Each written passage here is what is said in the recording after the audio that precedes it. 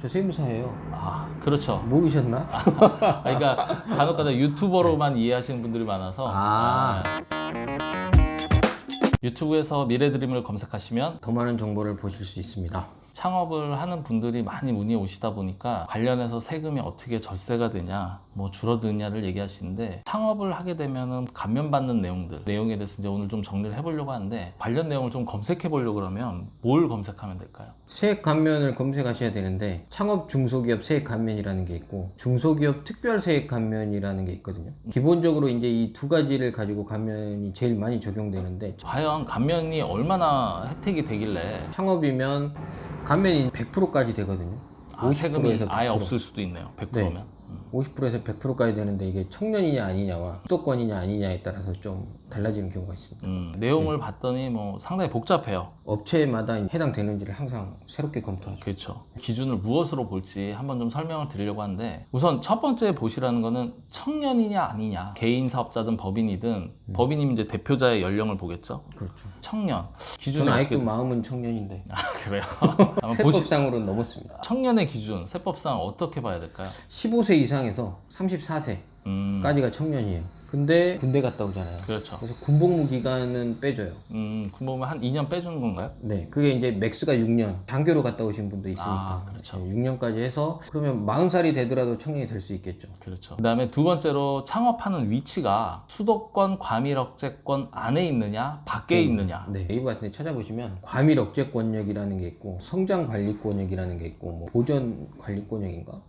이렇게 세 가지 정도로 나뉘어져요. 그 중에 이제 과밀억제권역에 들어가면 혜택이 좀 줄어드는 거고 그 밖으로 나가면 이제 혜택이 큰 거죠. 수도권 밖으로 좀 가서 창업을 하시면 감면 혜택을 더 주겠다 이 얘기인데, 그렇죠. 서울 같은 경우에는 수도권 과밀억제권에 해당이 되고요. 경기도도 대부분 해당이 되는데 일부 안 되는 지역이 몇 곳 있습니다. 뭐 화성, 파주, 김포, 그리고 또 해당 지역마다 뭐 동마다 어디는 되고 안 되는 경우가 있으니까 일일이 좀 확인을 하셔야 될 것 같고요. 세 번째로 볼 게 이제 업종이세요. 해당되시는 업종이 있는데 웬만한 건 되기는 해요. 구분을 해서 설명을 하면 제조업들은 일반적으로 다 되고요. 네, 많이 되죠.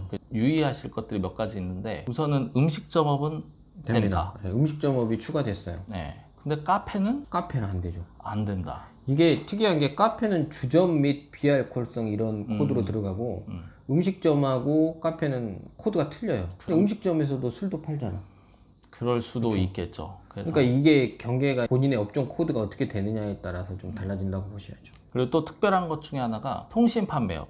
네. 요즘 뭐 온라인으로 해가지고 이제 매출을 많이 하시는 유통회사들이 많이 있는데, 이 통신 판매업은 가능하다. 가능합니다. 그런데 도소매는 안 된다. 네, 도소매는 안 됩니다. 참고로 통신 판매업 같은 경우에는 시군구청에 허가를 또 받아야 되잖아요. 그렇죠. 통신 판매업 허가를 받아야 됩니다. 네, 좀 더 말씀드리면 신성장 서비스업이 되면은 감면율이 조금씩 올라가세요. 신성장 서비스업이 업종이 많습니다. 그래서 다 열거할 수는 없고, 대표적으로 뭐 광고업이라든지 출판업, 뭐 노인복지시설, 뭐 이런 것들이 있고요. 꼭 체크를 한번 하시고요. 번외로 지금 얘기한 뭐 지역이라든지 업종에 해당이 안 되더라도 네. 벤처 인증을 받게 되면 감면 혜택을 받으실 수가 있으세요. 네, 그렇죠. 창업 중소기업 세액 감면이 이제 5년 동안 혜택을 주는 거잖아요. 네, 창업 5년. 소득세나 법인세가 감면이 있는 건데 네. 기간이 지나버리면 네. 그럼 중소기업은 더 혜택을 받을 수 없나요? 아니죠. 중소기업 특별세액 감면이라는 게 또 있거든요. 감면율이나 이런 게 어떻게 돼요? 그건 좀 낮은데 네.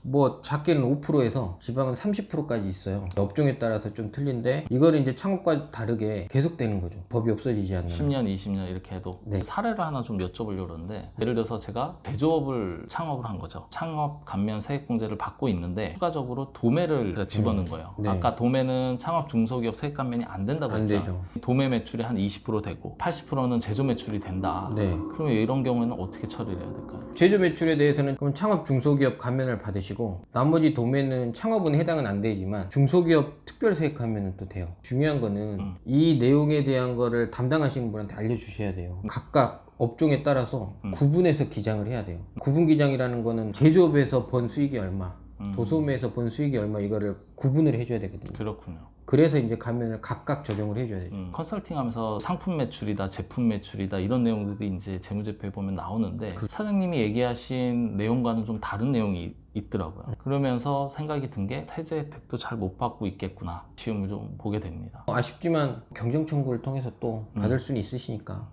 우리 회사는 이게 좀 안 돼 있는 것 같은데 감면은 제대로 받고 있나? 어떻게 진행해야 되지? 하게 되면 당연히 담당하시는 세무사분한테 네. 문의를 하시면 좋은데 저희 쪽으로도 문의를 많이 주세요. 가능한가요? 저 세무사예요. 아, 그렇죠. 모르셨나? 그러니까 간혹가다 유튜버로만 이해하시는 분들이 많아서 저희 영상을 보시고 많이들 문의 주시는 분들이 좀 아픔이 있으신 것 같아요.